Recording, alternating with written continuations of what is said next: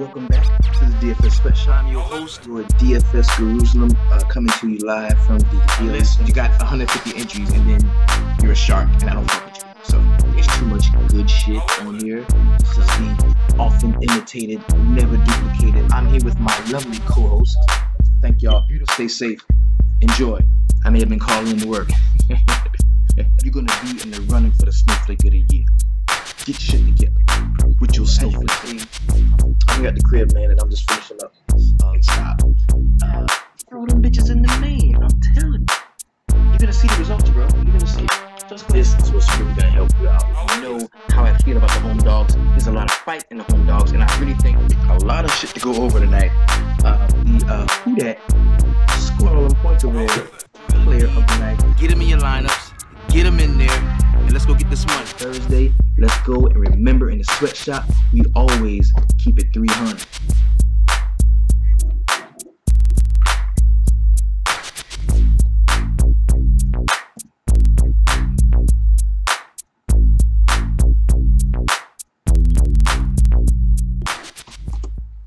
What is going on? What's happening? This is your big homie, the DFS Jerusalem, and you can follow me, of course, on Twitter at DFS Jerusalem. We got a really exciting night of NFL. NBA. 10 games jumping off tonight. We're gonna talk a little bit about what happened last night. Things we did right, things we did wrong. We're gonna jump to the regular format of the show, where we first discuss the feature 4 plays of the night. Then we're going to do a core 4 review, kind of talk about who I played, why I played them, and then I can show you exactly how it all shaked out for me. First things first, shout out to all the homies in the sweatshop. What's up, man? It's beautiful to see y'all this morning out rocking with me. Make sure if you're watching the video, you give me a like or a dislike or whatever. Just give me some kind of feedback, some interaction. All right? We're coming off the heels of probably one of the worst days of my life as a Giants fan, and I want to go out and I want to just put this together for you, okay? The homie Eli Manning is I think he's done with the Giants, and that sucks because it's my quarterback on some, you know what I'm saying, on some Terrell Owens shit, you know what I'm saying? That's my quarterback, right? And he's a guy who I always enjoyed watching play. 2 Super Bowls, wonderful, beautiful, great guy, Manning.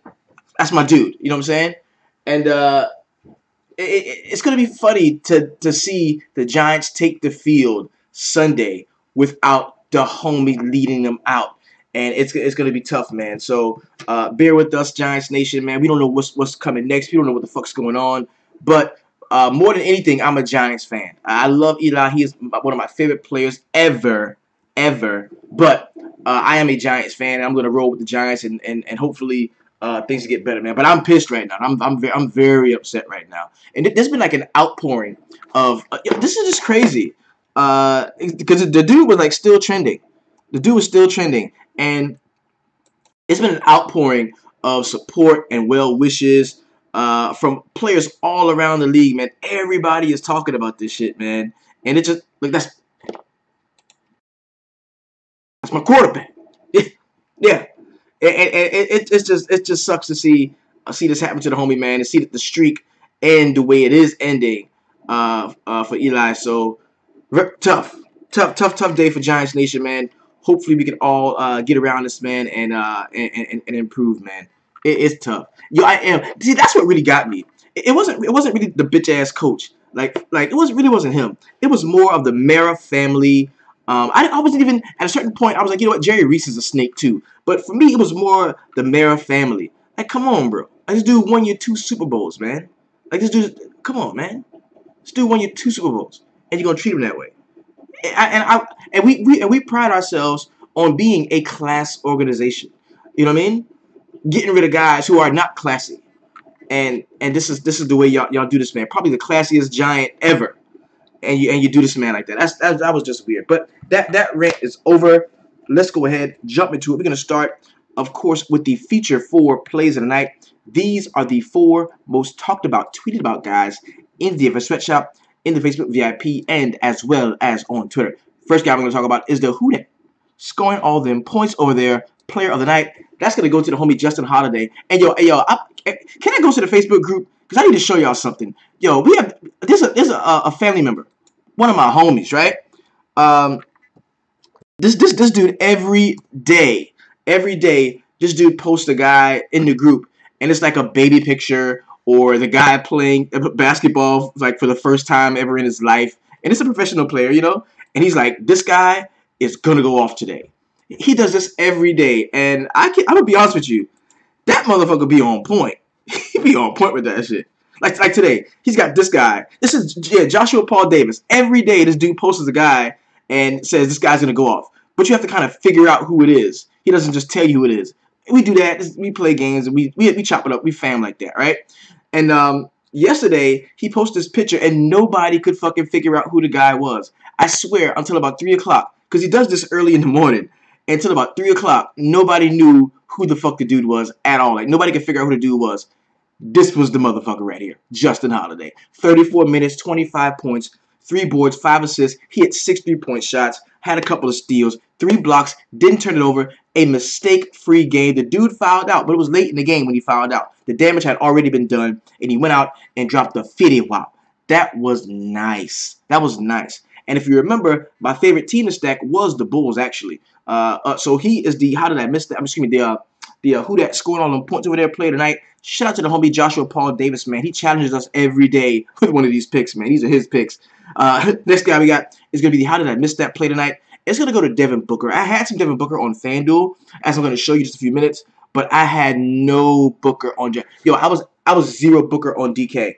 I was, and that proved to really undo me in a certain amount of tournaments, man. Because I should have been Love Booker somewhere. I should have had Booker somewhere. 33 minutes, 33 points, point per minute here, 8 rebounds, 4 assists. He knocked down 5 3-point shots, a steal, a block, 3 turnovers. I did let the fact that he was coming off of that toe injury kind of dissuade me from playing him all over, but I didn't want to completely lose him, and he was priced cheaper. We're going to talk about this. He was priced cheaper on FanDuel than he was on DraftKings. So I played him on FanDuel. Now, we had a whole tutorial, a quick class in the shop yesterday about why it's so important to, if you can't play both sites, to at least look at the pricing on both sites. Because when you get stars, studs, guys in this situation, 8.1K on DraftKings, right? 8.1K on DraftKings. He's 7.1 on FanDuel. That's a huge discount. Huge discount for Devin Booker, right? So that's why I was able to go to him on FanDuel.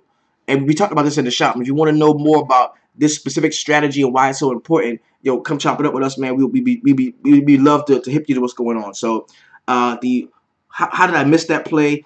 Is Devin Booker. I didn't have any of them on DraftKings, but I had quite a bit of them on FanDuel. Let's go ahead and move on to the next play. It's going to be the heat check play tonight. It can only go to one motherfucker, man. I'm telling you, but Kevin Love, boy. Hey, only 25 minutes, 38 points. Yo, the dude damn near dropped 30. He dropped 30 in the first quarter. Like, Kevin Love went nuts. He got damn near every rebound, scored every point. I mean, he went crazy. 25 minutes, 38 points, 9 boards, 2 assists. And this is without the double-double bonus we seen this, man. Hit 4 3-point shots, a steal. This dude had a nutty game. He had a nutty game. And shout out to you tonight, Kevin Love, because you had a heat check play tonight. And I'm going to tell you, if you're in the sweatshop and you didn't have any Kevin Love, something is wrong. Because we chopped this man up in its entirety. Like, every lineup that we looked at, there was Kevin Love. Kevin Love, Kevin Love. And I wasn't really a large proponent on playing him on DK. I mean, I had him in a couple of spots. Yeah, I liked him. It was cool. But when we started to build our lineups, he was popping up everywhere. And it forced me, out of 10 lineups, I had him in 6. It forced me to really rock with him. So shout out to Kevin Love, man. You had a heat check play tonight. You did a damn thing. And LeBron gets ejected in this game, something that we've never seen. And it's funny because we went to the game in Charlotte, my beautiful wife and I. LeBron was doing the same shit, fussing at the refs, yelling at people, knocking people down. And on the road, it is so hard for LeBron to get kicked out of the game on the road. It's like stupid hard because people pay to see LeBron. Like when LeBron comes to Charlotte, he can whip out his dick on the floor and he's gonna stay in the game because they pay too much to see him. But in Cleveland, where they're used to seeing him, and the fans can know they can come back and see him the next day, we've seen that now he's not above reproach. LeBron, get your shit together. That was some bullshit. You can't be fussing at the refs. We understand you think you're the best player in the world. We understand all that shit, but you're still a player. You're still a player. You can't do that. You can't curse people out. You can't go ham on everybody. Everything is not a foul. Just fucking shut up and play the game, right? Thank you. Ran over. Now, let's talk about some of these motherfucking snowflakes. There's always that one motherfucker, but on a night like tonight, they were suggested in the shop that I would go ahead and whenever we have a snowstorm, a flurry, for lack of a better term, I've got to address these motherfuckers and really tell the truth about where they are and what they're doing. So these are a few people that put together, created a snow flurry. Let's talk about these motherfuckers here. Jokic, come on, baby. Come on now. 8.7K. First thing first, you get your ass blown the fuck out. First things first, you get blown out. This is a team that could not, they couldn't score less than 100 last year. Running fast, scoring the basketball, second in the league in assists to the Golden State Warriors. I mean, just sharing the basketball, moving the ball around. Look at this shit. 27 DraftKings points at 8.7K. Nikola Jokic, you's a motherfucking snowflake, and I ain't gonna roster your bitch ass again. 26 minutes, you give me 7 points, 6 rebounds, and 6 assists. Come on, family. 1 block, 1 steal. Horrible. Horrible. Nikola Jokic, you a motherfucking snowflake. Next dude we talking about is this motherfucker, Bradley Beal. We going in descending snowflake order. This is the descending snowflakes. Because Bradley Beal, man, you played forever, bro. Motherfucker, you played forever. You played 34 minutes. 8 points, 2 rebounds, 6 assists. Horrible. You's a motherfucking snowflake without John Wall. How could you do us like this? How could you do us like this? You motherfucking snowflake. The last guy we're talking about is this motherfucker. Goran Dragic. Now, Goran Dragic is a case when keeping it real goes wrong, okay? Because he was priced at 7.5K on DraftKings. He was priced at 6.9 on FanDuel. I jumped all over it on FanDuel. He fucked up a lot of lineups, right? I faded him on DraftKings completely because that's the strategy. That's the whole point. That's the reason why I'm getting the value. Because if a guy is priced up on DraftKings and down on FanDuel, where his actual worth is more on a guy is actually worth more on DraftKings, and I play him on FanDuel and I fade him on DraftKings. That's how I'm doing it. That's why I'm doing it. Dragic. Come on, baby. 23 minutes, 7 points, 2 rebounds, 4 assists, 1 steal. Horrible game from Goran Dragic. And you are tonight's king motherfucking snowflake. And that was the reason why the cash lines were so low. These 3 motherfuckers were, I'm talking about Bradley Beal, 40% owned.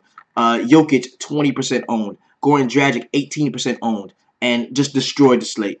Destroyed the slate with their tomfoolery. So let's get on with the rest of the motherfucking show. Now, let's go ahead and hop into a little bit of this Core 4 review. This is where I get a chance to tell you the truth, man. Get you a chance. This is where I get a chance to tell you exactly what I did and why I did it. All right. Last night's Core 4, we got Gortat, Valentine, Dion Waiters, who I was on an island with Dion Waiters. I really was. And I really thought that this was a spot for him. He was going to blow up and probably and try to drop me a 40. He was coming close, but the game just got out of hand, and there was no need to play the starters the entirety of the game. LeBron James was his usual self. I was like, you know what? I'm just going to bite the bullet. I'm going to take LeBron James here. He's the best player in the world, and they blew the doors off of him. So this core, when you shrink it and put it in context of the slate, could I have cashed with this core? Yes, and I did. I did. But it could have been much better. It could have been much better. So that was DraftKings core. The FanDuel core, not so good at all. Dragic, Barton, James Johnson, and Gortat. This was not good at all. I really made money from rostering the guys around them that was given to me by the homies in the sweatshop. So core 4 on both sides left a lot to be desired. Let's take a look at what happened last night. There we go. So I had, yeah, had a pretty decent showing on DK, man. I finished 9th. I mean, on FanDuel, I finished 9th with a 305, $100. That was good. I take that all day long. I had no problem there. Ended up winning 27.90 on DraftKings. Now this is from a $32 buy-in. So I ended up losing about $5 on DraftKings, but I only had what am I on FanDuel? I only had $16 invested on FanDuel and ended up winning 110. So that was good. I had a good night. It was profitable. I'm ready for the next one. So let's go ahead and move over to my very favorite site for our NFL, NBA, MLB exploits. It is none other than RotoQL. Shout out to the homies over there at RotoQL, Justin Park and them cats, man. Really solid cats. Let's jump into it. Now, this is what I do. I love the layout, the way it looks. That's why RotoQL is my favorite site to use, and its optimization projections are really good. Usually, when I just be like, no, I'm not playing that dude. RotoQL, fuck you, I'm not playing that dude. That dude usually goes off. He usually goes off. So this is a very solid site, man. It's fairly inexpensive too. I think it's like $29 a month. There's gonna be a link in the description if you want to use it. They don't pay me per se to say these things. I'm just keeping it real. If something better comes out and I like it, I'm gonna tell you it's something better and I like it. That's just how I am. So let's get it in, man. Let's go. First game we got is gonna be the Phoenix Suns going to Detroit to take on the Pistons. Yo, shout out to the homie Rod Beard. He covers the Detroit Pistons, and he's a very solid dude. We've had him on the show once before, and I'm probably gonna reach out to him and see, because this is a home game. He's probably not traveling. Of course, he's not traveling. He's with the team. I'm gonna hit him up on Twitter and see what he thinks about some of the plays for this game. So we got a 217 point total here, which is a very nice total. The problem is it's an 11-point differential here, and a team that's really sound defensively. You're gonna get Andre Drummond coming off of a huge game, a 20 plus rebounds and points game, but he's priced up at 9.2. And on a 10-game slate, I ask myself, do I have to pay 9.2 for a center? Do I think Andre Drummond is going to score 70 points for me? I really don't have to go there. I really don't. Especially a game that could blow out. I'm not loving it. I'm not. I'm more looking at cats for the cheap. Like, you got Reggie Jackson here at 5.9, who is absolutely tasty in this spot. You got Avery Bradley. Yes, another guy who I kind of like in the spot. Yo, I even have an affinity for Stanley Johnson here at 3.9. Tobias Harris looks to be usable at 6.5. But those are the three guys that I'm going to lay my focus on. And maybe even some Ish Smith at 3.8 if I decide to go, some stars and scrubs type shit. On the other side, TJ Warren does look to be in play for me at 7.1. Tyson Chandler at 4.3. Don't love that. But we do have... the funny thing was the whole Dragon Bender starting thing. Like, why stop that? Play Chris or fucking Alex Lynn and keep it moving. Like, why do they not play Alex Lynn? The dude that goes out and crushes. Why they don't play Alex Lynn? I hate that shit. I really hate it. Maybe some Tyler Ulis at 4.3 if he does get to start. Mike James. I could consider Mike James depending on who's starting out of him and Ulis. I don't think so at all. I see him hitting value against Phoenix on a back-to-back. I see a lot of missed shots. And okay, so we got value for me, implied perceived value for me. I need 57 points from Andre Drummond. That's what I need. I need 57 points from Andre Drummond at 9.2. Let's go take a look. Sometimes you gotta take a look. Let's take a look. Okay. When's the last time Andre Drummond scored 57 points?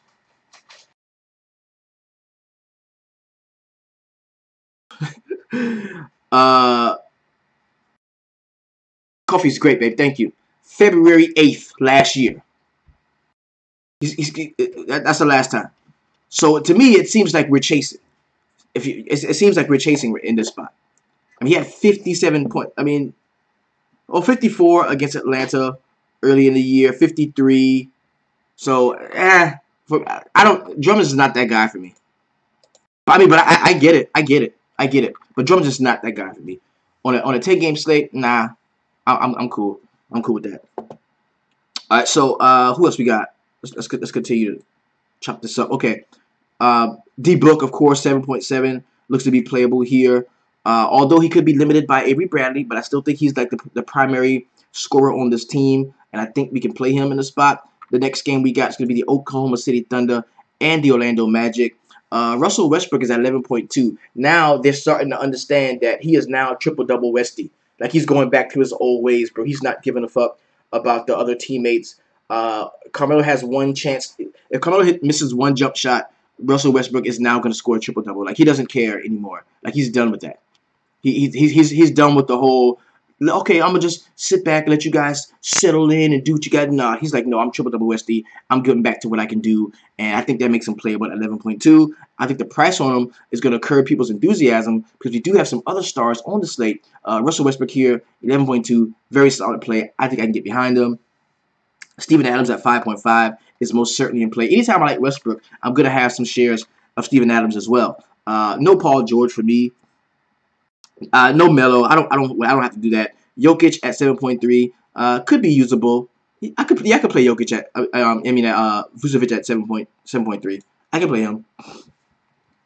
Elfrid Payton at 5.9 is a yes for me. Evan Fournier 5.6 is a no. Aaron Gordon at 7K. I just don't like Aaron Gordon in this specific matchup, but he's priced down some because we've seen him approach almost 8K. Now I'm not on Aaron Gordon here. Jonathan Simmons at 4.5 does look to be usable off of the bench because we know Oklahoma City's bench sucks. Jones will be over-owned coming off of that 70-point game. Can you fade Westbrook and feel comfortable with your lineup? I'm sure you can. It's a 10-game slate. I'm sure you can. Nobody's a must-play yet. I don't think anybody's a must-play yet. That would be all I like from this game. I don't really love this game a lot. It's a 212-point total, but I don't love a lot about this game. Maybe some PG, but he's 8.6, and I don't like that. Next game we got, it's gonna be the Washington Wizards going to Philadelphia to take on the Sixers. We don't have a total yet for this game because Ben Simmons is a game time decision, so I'm probably not gonna be playing Ben Simmons here. Embiid does look interesting at 9.8. If I can get Embiid under 10K, I'm gonna have interest in him, just not a ton. I think Bradley Beal bounces all the way back today. I'm almost certain Bradley Beal bounces all the way back today, and I'm calling a 48 fantasy point game from Brad Beal. I think he's gonna go ham. I think he's gonna have 30 real life points in this spot. I love Brad Beal today. Otto Porter, he's usable. He's usable. I can get to him. Martin Gortat too, 5.2. I can play him there. Oubre off of the bench, 4.2. Yes. And yo, while Wall is out, we've got to take a look at Oubre, man. While Wall is out, because if Wall is out and Otto Porter has a hard matchup starting off, that could really bode well for Kelly Oubre. Embiid, we said that he's got a guy that's going to be in play for us. With no Ben Simmons, with Ben Simmons being out, we're going to get TJ McConnell, 4.6, bro. Ooh, yes. Lock McConnell in. Ben Simmons ankle likely a game time decision. With Ben Simmons is out, then that just makes TJ McConnell a play across the entire board, just easy play. Dario Saric at 5K, I could get behind him. I could. Yo, that Tim Frazier play sucks. Tim Frazier sucks. Tim Frazier's a bum. Robert Covington at 6.2. Yo, I like Robert Covington being on the floor a lot because, okay, who does he cover? Does he cover Otto Porter? Because it would suck. It would. So depending on who Robert Covington, if Robert Covington plays Porter, Beal's gonna go the fuck off. Beal's gonna go off. I like this game. This is a good game, bro. This is a nice one. This is a good game. This 202-point total with only a negative, with a -1 is going to be the differential. And I'm gonna tell you, I kind of like a lot of the Miami dudes here. Whiteside, I like Dragic to bounce back. He's priced up at 7.6 though. Dion Waiters at 6.4. I like him in this spot. I think Josh Richardson is going to be playable. I like a lot of this, man. James Johnson, yes, you can play him.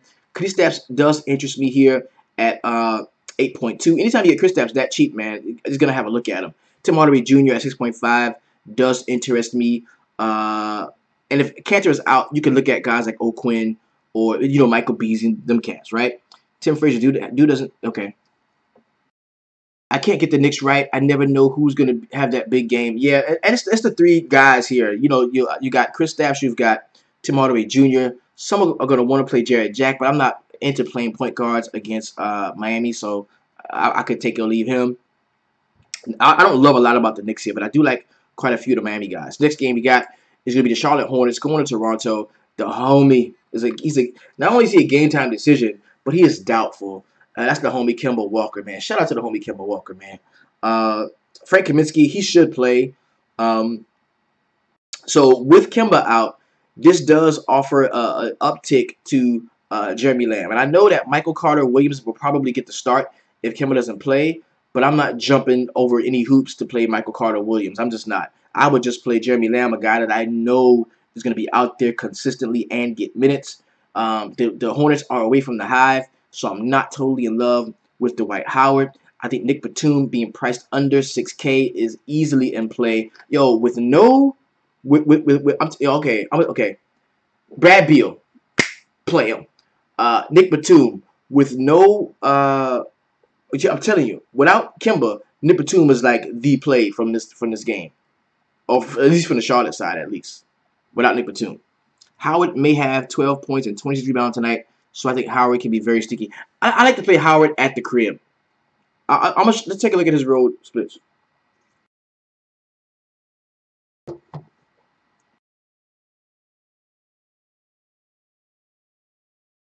This is the Dwight at the crib. 26, 41, 49, 57, 43. Let's take a look at it. 41, 21, 26, 34, 27, 38, 11. Like, he goes ham at the hive, man. He loves to play in Charlotte. So I'm going to look for him to go back to Charlotte. On this one, this is a Lowry spot for me. 7.8. He's under 8K. I kind of like that one. DeMar DeRozan, man, that game time decision tag is still hovering over him, but he did practice yesterday. So he didn't practice Monday, but he did practice Tuesday. So we should get some more information about him. And if he is playing, it's a Lowry DeRozan day. I'd say fire them both up. Serge Ibaka at 4.7 does look to be usable, and I hate to play Serge Ibaka. If DeMar DeRozan doesn't play for some reason, I think you can lock Ibaka in if DeMar DeRozan doesn't play. So I'm going to highlight Ibaka here for that simple purpose. You've got Norman Powell come up from the bench at 4K. Looks to be usable here if you wanted to get into that. If you need some stars with your scrubs with your stars, you can play him. Next game we got is going to be the Indiana Pacers going to Houston. Oh my God, Victor Oladipo. This is the spot that we dream of when, like, our comeback player of the year. In the sweatshop, we established a guy that we felt like was gonna ball out and take and get to another level in NBA fantasy, like DFS, and it was Vic Oladipo. And I'm telling you, this kid has not disappointed. 52, 27, 65, 34, 51. I mean, this dude has not disappointed so far this season, bro. I'm telling you, he has been killing it. And this is gonna be nice because if Vic does play, assuming he does play, he did have that knee. I think he has some soreness left. He's questionable for today. He missed Saturday's game against the Celtics, and then he came back and played very well Monday. So hopefully, off of that day of rest, he'll be good to go. I definitely think that we can look to him, man. We love to play shooting guards against the Houston Rockets because we know James Harden does not play defense. So Harden here is 11.6. Of course, he's going to be playable, as is Chris Paul at 8.1. Clint Capella 7.4. That's going to be playable as well. The one thing that the one concern I do have is I like Miles Turner too. The one concern I do have is Miles Turner being active around the basket, Clint Capella being so young and active. Both of these cats being young, active guys around the basket. I foresee one of them. I foresee one of them jumping in some foul trouble. I just can see that because look how active these.